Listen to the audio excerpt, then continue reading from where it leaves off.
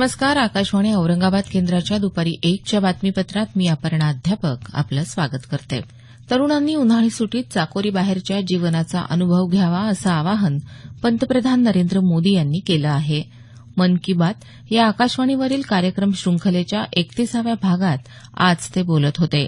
कौशल्य विकासाच्या युगात मानवी गुणांच्या विकासाकडे दुर्लक्ष करू नये असं सांगतानाच पंतप्रधानांनी तरुणांना उन्हाळी शिबिरांमध्ये सहभागी व्हावं, सेवाभावी संस्थांसोबत किमान 15 दिवस काम करावं असं आवाहन केलं.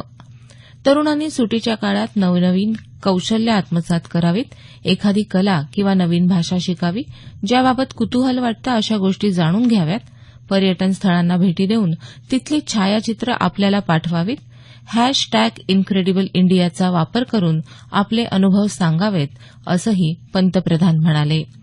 रोखरहित व्यवहारांना चालना देण्यासाठी तरुणांनी अधिकाधिक नागरिकांना भीम अॅपची माहिती देऊन आर्थिक व्यवहारांसाठी हे अॅप वापरण्यासाठी त्यांना प्रेरित करावं.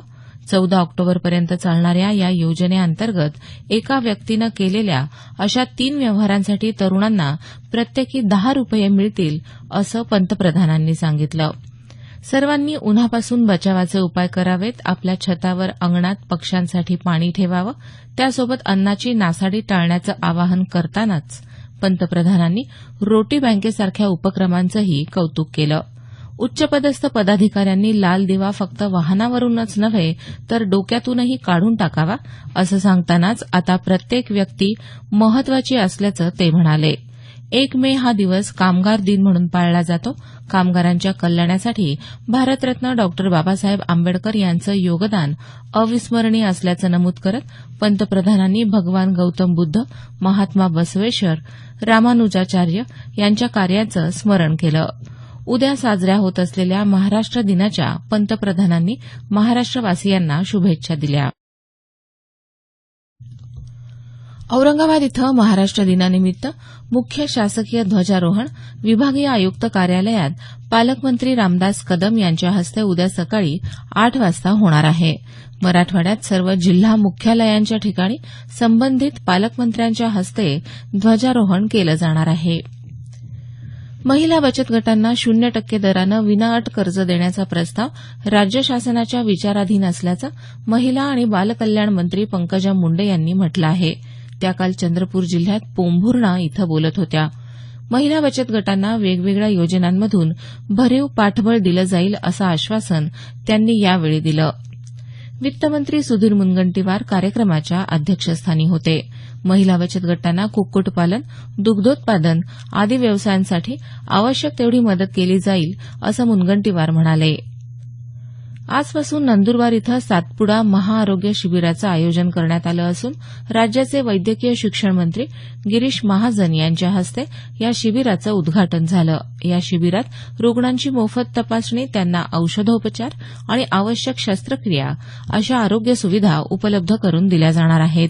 आज सकाळी 11 वाजेपर्यंत या शिबिरात सुमारे 1.5 लाख रुग्णांनी नाव नोंदणी केली असल्याचं आमच्या वार्ताहरानं कळवलं आहे. राज्यातलं अशा प्रकारचं हे 20वे महाआरोग्य तपासणी शिबिर आहे. औरंगाबाद इथं महापालिकेची सर्व रुग्णालयं, आरोग्य केंद्र आज रविवारच्या दिवशीही सुरू असणार आहेत. उद्या 1 मे रोजी महाराष्ट्र दिनाची शासकीय सुटी असल्यानं रुग्णांच्या सोयीसाठी हा बदल केला गेला आहे. दरम्यान औरंगाबाद इथल्या शासकीय वैद्यकीय महाविद्यालय घाटी रुग्णालयाचा बाह्य रुग्ण विभाग उद्या बंद राहणार आहे. राज्य कापूस उत्पादक पणन महासंघाचं परळी इथलं विभागीय कार्यालय अन्यत्र स्थलांतरित करण्याचा निर्णय रद्द करण्यात आला आहे. गेल्या 15 वर्षांपासून कार्यरत असलेल्या या कार्यालयाअंतर्गत बीड, लातूर, उस्मानाबाद आणि अहमदनगर या 4 जिल्ह्यातल्या कापूस खरेदी केंद्राचं नियंत्रण केलं जातं.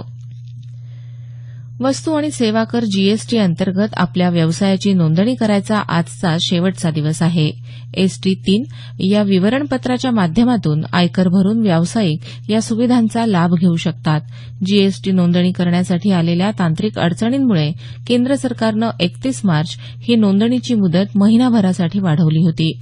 या कर प्रणालीच्या नियमांनुसार www.aces.gov.in या संकेतस्थळावरून आपला कर व्यापाऱ्यांना ऑनलाईन भरता येणार आहे. आपली अघोषित संपत्ती प्रधानमंत्री गरीब कल्याण योजनेअंतर्गत जाहीर करण्याची मुदतही आज संपत आहे. याबरोबरच हे बातमीपत्र संपलं. आमचं यानंतरचं बातमीपत्र सायंकाळी 5:25 वाजून